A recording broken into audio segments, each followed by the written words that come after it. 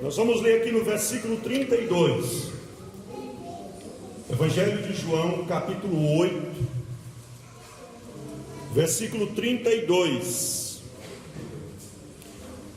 Diz assim, irmãos, a palavra de Deus: e conhecereis a verdade, e a verdade vos...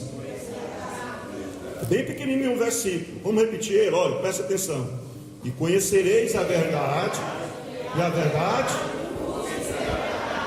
Amém. Feche os olhos. Senhor meu Deus e Pai, venha falar conosco nessa noite, através desta palavra. Venha falar o coração da sua igreja. Venha trazer vida para a sua igreja, meu Pai. Venha nos tomar em tuas mãos como uma ferramenta, para que o Senhor possa, ó Pai, ministrar a palavra de uma forma a produzir frutos, meu Pai, de uma forma a trazer vida, trazer direção, e muito mais do que nós pedimos, em o nome do Senhor Jesus. Amém. Agora você vai se assentar, desocupar as mãos, vai dar uma salva de palmas acompanhada com glória a Deus.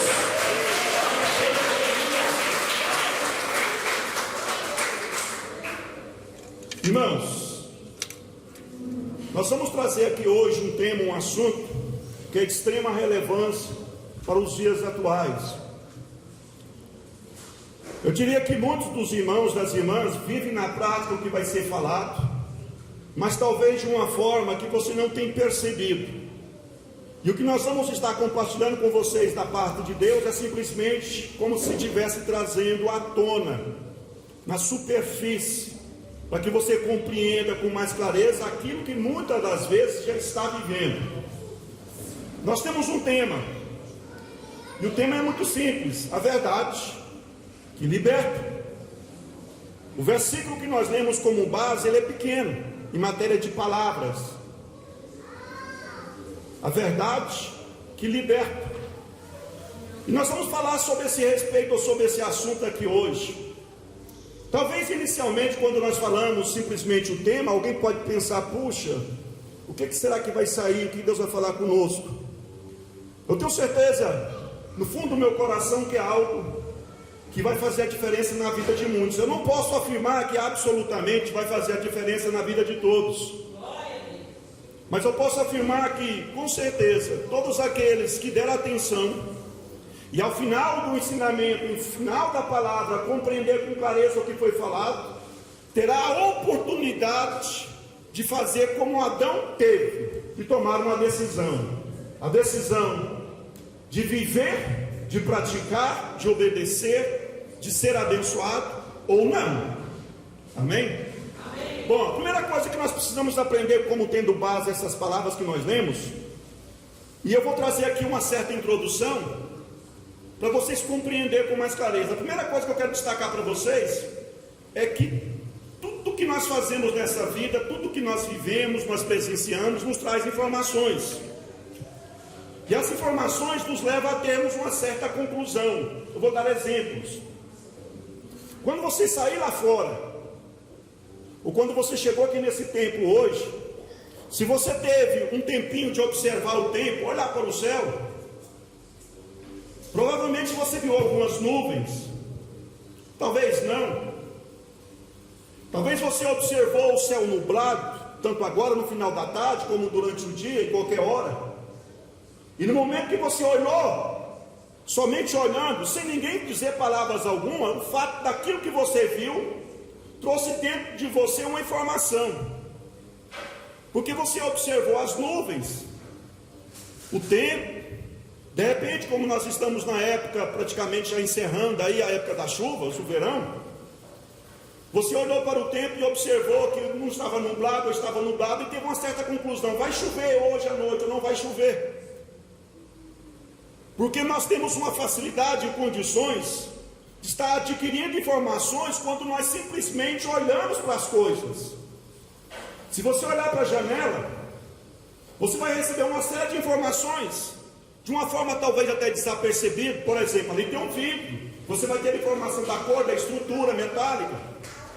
Se você continuar olhando para mim, você vai poder ao final dizer qual é a cor da minha gravata, a cor do meu paletó e assim sucessivamente. Por quê? Porque tudo aquilo que nós olhamos, nós observamos, nós adquirimos e recebemos informações que a maioria das vezes nos passa desapercebido aquelas informações.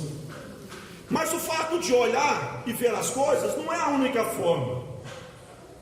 Outras formas de termos informações ou recebemos informações, além do que nós olhamos, é quando nós ouvimos alguém dizer alguma coisa, como você está ouvindo aqui hoje as minhas palavras. Quando alguém diz alguma coisa para você, por exemplo, se o pastor Júnior no final do culto pegar o microfone e disser assim: irmãos, eu tenho um aviso, amanhã não teremos o culto, ou amanhã o culto será em um outro determinado horário. Ele está expressando informações através das palavras, e vocês estão ouvindo e recebendo essas informações, e a partir dessas informações, vocês vão formando conclusão, formando pensamentos, ideias. Diga graças a Deus. As ideias, irmãos, informações que nós, ou seja, que nós formamos, fundamentada nas informações que nós recebemos, independente da forma que essas informações veem, elas tende a nos direcionar na vida, tende a nos dar direção na vida. Há anos atrás, na época de construção de Brasília, e alguém disse: lá em Goiás está sendo construída a capital do país e tem muitas portas, tem muito emprego. Ele recebeu aquela informação e foi o suficiente para ele, ainda com 13 anos de idade, tomar a decisão de deixar a família para trás no momento de crise, escassez, necessidade econômica no Nordeste na época, e sair em Brasília. Ele tomou a decisão baseada na informação que ele recebeu. Eu estou trazendo essas palavras para que você observe de uma forma bem simples, que é assim que acontece com todos nós a todo momento. E todas essas informações, como eu já disse, que nós recebemos dia após dia, nos faz tomar decisões e formar opiniões. E o que você vai dizer: pastor, o que o texto que nós lemos tem a ver com isso? Tem muita coisa. Tem muita coisa. Porque se lembra do exemplo que eu disse, que quando nós observamos o céu lá fora antes de entrar no culto, de repente, quando eu observei da onde eu estava saindo da minha casa, do lado, da forma que eu olhei para o céu, eu estava vendo o céu claro, sem nuvens. E ao mesmo tempo, você aonde reside, olhou e viu nuvens. A conclusão que eu tive, da onde eu estava, na minha perspectiva, é de que não teria chuva hoje na noite. Mas ao mesmo tempo, naquele mesmo momento, da onde você estava, na sua perspectiva, você olhou, e as informações que você recebeu, da forma que você olhou, você chegou com a conclusão que ia chover hoje à noite. E aí começam os problemas da humanidade, irmãos. Diga graças a Deus. Por quê? Porque quando nós começamos a confrontar nossas ideias, que são baseadas nas informações que nós recebemos, seja naquilo que nós observamos, seja naquilo que nós recebemos de informações que outras pessoas nos dizem, cria um caráter, molda a nossa vida e nos faz fundamentar e tomar praticamente todas as decisões da nossa vida baseado naquilo que nós recebemos e formamos como uma ideia, como um padrão de vida. E aí entra a questão das religiões. Por quê? Porque se eu perguntar, eu acho que a criança mais, eu não vou dizer o bebezinho, talvez até ele, mas uma boa parte de vocês tem um equipamento nas mãos chamado smartphone, ou tem, talvez não nas mãos, literalmente dizendo, mas você tem, que através dele você tem um conhecimento com rapidez de algo que você não tem nesse momento. Se eu disser para você, irmãos, tem uma palavra que tem um significado, você conhece, você vai dizer: não, pastor, eu não conheço o significado dessa palavra, mas automaticamente, se eu te der 5 minutos de paz, você pega o smartphone, faz uma pesquisa e me traz o significado daquela palavra. Porque a tecnologia, hoje na atualidade, ela favorece, ela traz com rapidez informações. E as religiões do mundo, no que diz respeito a ensinar a respeito da onde o homem veio e para onde o homem vai, da mesma forma, com rapidez, comunica informações com a humanidade, com a sociedade, de todas as formas. Diga graças a Deus. E aí começa a ter aquele confronto de opiniões. As pessoas começam a defender o seu ponto de vista.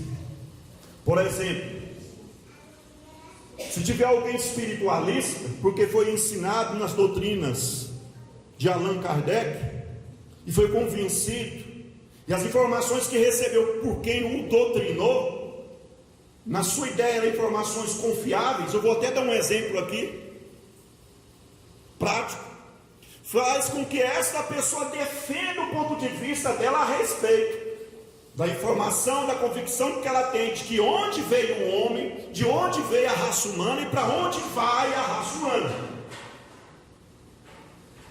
Mas ao mesmo tempo pode ser que uma outra pessoa que recebeu outras doutrinas, de uma outra religião, de um outro ponto de vista, de outras filosofias, e da mesma forma, com aquelas informações formou um ponto de vista, ela também vai defender aquilo que ela acredita que é a verdade. Diga graças a Deus. E aí nesse ponto a verdade dentro de um coração em relação ao outro se torna relativa. Não absolutamente, mas relativa, porque alguém pensa que tem o conhecimento da verdade a respeito das coisas religiosas. Outro pensa que ele que tem o conhecimento a respeito das coisas religiosas. E aí essas duas opiniões estão sendo propagadas. Alguém ensina o que aprendeu, o outro ensina o que aprendeu. E aí sim vai formando discípulos. Que a crença que eles defendiam, entre outras coisas, não tem mais tempo para resumir, era errado e não era a verdade. Como? Eu estou usando isso para mostrar para vocês, irmãos, que as informações que nós recebemos do mundo, principalmente no que diz respeito àquilo que nós cremos, faz com que nós venhamos adquirir, eu diria, a nossa própria concepção, e nós passamos a defender isso, aquilo que nós acreditamos, e a partir do momento daquilo que nós acreditamos, começa a confrontar com a crença de outras pessoas, e aí fica aquela pergunta: se a minha crença tem diferença da crença de alguém, qual de nós dois está com a verdade? Qual crença que é a verdade? Diga graças a Deus. Irmãos, você se lembra do versículo que nós lemos? Quem pode dizer ele para mim, irmãos? Quando Jesus disse essas palavras, ele disse para religiosos, mas não era religioso espiritualista, era judeus que seguia o judaísmo, que era a vontade, a lei de Deus, distorcida na verdade pelos próprios homens. Ele se convertia quando ouvia Jesus Cristo, e alguns haviam se convertido. E Jesus estava dizendo para aqueles religiosos, aqueles judeus, que se eles permanecessem na palavra de Cristo, poderiam ser salvos. E aí Jesus dá esse complemento desse versículo que nós lemos, quando Jesus disse: conhecereis a verdade, e a verdade vai nos libertar. Diga graças a Deus. Irmãos, como descobrir aonde está a verdade? Simples. O Evangelho não é só trazer informações. O Evangelho não é só uma fonte de informações de algo que você não sabia. O Evangelho, quando ele ensina e fala que o homem, o ser humano, nasceu de um casal chamado Adão e Eva. O Evangelho ensina que esse casal, o homem foi feito do pó da terra e a mulher da costela desse homem. Enquanto que filosofias, algumas crenças, alguns conceitos religiosos pagãos têm outra crença e traz outros ensinamentos a respeito da origem do ser humano, como também dá um destino para a humanidade diferente do que o cristianismo dá. Religiões por aí ensinam que o homem parte desse mundo hoje, amanhã ele reencarna novamente no corpo de uma criança e nasce de novo. Religiões por aí ensinam que o homem pode partir hoje desse mundo, mas se fez coisas negativas, ruins, amanhã ele vai nascer de novo no corpo de um animal. É por isso que lá na Índia tem gente adorando a vaca, o rato, o elefante, porque lá há a crença de que tudo recebe uma energia e tudo é Deus. A natureza é Deus. Religiões, ensinamentos filosóficos ensinam por aí que Deus não é uma pessoa, mas uma energia. E tudo isso está encontrando em contraste com a crença do cristianismo.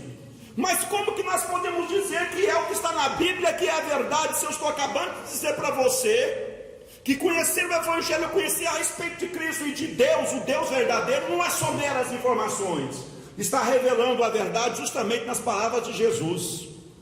Porque o Evangelho, irmãos, é a verdade de Deus. Por que nós sabemos que ele é a verdade? Porque ele transforma, ele liberta. O Evangelho é o único que liberta o homem e a mulher do poder do pecado, do domínio do pecado. O Evangelho é o único que tem um poder sobrenatural da parte de Deus, que quando o homem e a mulher aceitam o que é ensinado por ele, ele recebe o poder de resistir ao pecado, ele recebe a libertação do domínio do pecado. Não há outra crença religiosa, nem um suposto outro santo ou Deus que pode fazer isso, irmãos. Buda não pode trazer salvação, e Buda nasceu 700 anos antes de Jesus nascer. Quando Buda nasceu, Jesus não era nascido. Quando Jesus nasceu, Buda já tinha morrido e partido 700 anos antes. Já tinha budismo. As crenças orientais baseadas na meditação, já havia os mantras recitados nessas crenças orientais, já havia séculos e séculos e séculos antes de Jesus nascer. Séculos. Mas nenhum desses ensinamentos liberta o homem e a mulher do poder, do domínio do pecado. E o que é o pecado? O pecado é aquilo que nos extingue, que nos força, que nos pressiona e que nos faz agir contrário à vontade de Deus. E o que a palavra de Deus fala a respeito do pecado? A palavra de Deus fala que quem vive na prática do pecado não tem a possibilidade, ou perderá a possibilidade de ser salvo, de ter a vida eterna. Eu não disse que as religiões trazem ensinamentos a respeito do destino do homem? A Bíblia fala que existem dois caminhos para todo ser humano que nasceu até hoje. Eu acredito que o homem não veio da descendência do macaco. Eu acredito naquilo que a Bíblia ensina, que o homem veio daquele casal, Adão e Eva. Eu também acredito que a Bíblia fala que há só dois caminhos. Um é conviver com Deus para sempre, o outro é conviver no sofrimento desligado diante de Deus para sempre. E se você acha que há um terceiro, uma outra opção, pode tirar do seu coração, porque não há. E se você de repente tem ainda no coração aquele pensamento que é ensinado nas outras religiões, que você até acreditava, de repente está deixando até de acreditar, de que morreu, acabou, também tire isso do seu coração, porque morreu, não acabou não. Todos os seres humanos vão ressuscitar, irmãos. Todos os seres humanos vão ressuscitar, e não é um espírito vagando não, vão ressuscitar. Alguns vão ressuscitar para viver a eternidade com Deus, e alguns vão ressuscitar para viver o sofrimento eterno longe de Deus. Quem pode dar uma glória para Jesus? Pastor, eu não estava querendo ouvir isso não. O que eu falei para você no princípio? Conhecereis a verdade. Irmãos, escute. O Evangelho transforma as vidas, liberta as vidas. Quando nós ouvimos o Evangelho e decidimos viver ele, é diferente do espiritualismo. Se você disser, pastor, você está falando de algo que não tem propriedade, vou dizer para você que eu tenho. Como eu estou dizendo, existe uma série de religiões ensinando isso para as pessoas, de filosofias e crenças. Mas o Evangelho é o único que liberta o homem e a mulher do pecado, quando nós ouvimos e damos crença, damos crédito a ele. Diga graças a Deus. E todo aquele que é liberto, irmãos, do poder do domínio do pecado, tem como destino a alegria, a felicidade de viver ao lado de Deus para sempre. E para quem pensa que é um espírito, não. Deus não é Deus de morte, Deus é Deus de vivos. Todos aqueles que servem a Deus com espírito e verdade vão ressuscitar e vão viver a eternidade ao lado de Deus. Glória a Deus. Com felicidade e alegria para sempre. Que importância tem isso para mim e para você aqui hoje? Tem muito, irmãos. Porque nenhum de nós assegura que amanhã vai ser igual hoje. Se o Evangelho liberta, e o Evangelho é a verdade, significa que as outras coisas que se ensinam por aí, irmãos, não têm verdade. E a característica de que o Evangelho é verdade é porque justamente eu estou dizendo, ele liberta, ele transforma o homem e a mulher. A maioria das pessoas, inclusive alguns de vocês, se eu desse a oportunidade aqui, teria testemunho para dizer o que você era antes de ter um encontro com Jesus, o que você é a partir do momento que você aceitou Jesus Cristo. Foi capacidade de sua transformação? Não foi. Foi uma revelação do poder de Deus, porque o Evangelho liberta o homem e a mulher do poder e do domínio do pecado e faz ele caminhar em direção à vida eterna. Aleluia! Salva, irmãos. Salva. O Evangelho salva. Não existe outro caminho que conduz o homem e a mulher no céu. E agora, para a gente concluir, eu vou orar por vocês. Pastor, por que o senhor está dizendo isso? Sabe por quê, irmãos? Porque nós vivemos numa época que se distorce muito o Evangelho. E o Evangelho é muito mais do que muitas pessoas têm acreditado e têm aprendido. O Evangelho é a revelação do amor de Deus. O Evangelho de João diz que Deus amou o mundo. Quando diz ali Deus amou o mundo, está dizendo os seres humanos. Deus amou o mundo de tal maneira que entregou o Filho dele, para que todo aquele que crê no Filho dele não pereça, mas tenha a vida eterna. Essa é a prova do amor de Deus. E agora, para impactar o seu coração, Jesus não veio para condenar ninguém, Jesus veio para salvar. Nós já nascemos condenados, nós já nascemos desligados de Deus e com destino à perdição eterna. Se você disser, pastor, eu não me envolvo com religião nenhuma, então não há problema de crença ou deixar de crer. Você já nasceu já com um destino traçado. E a única forma de mudar esse destino de sofrimento é reconhecendo e aceitando Jesus Cristo como Senhor e Salvador da sua vida e vivendo a vontade dele, que é o Evangelho. Diga graças a Deus. Uma porta só resolve todos os seus problemas. Reconheça o Senhor Jesus como o Senhor da sua vida e pratique a vontade dele, e tudo vai mudar.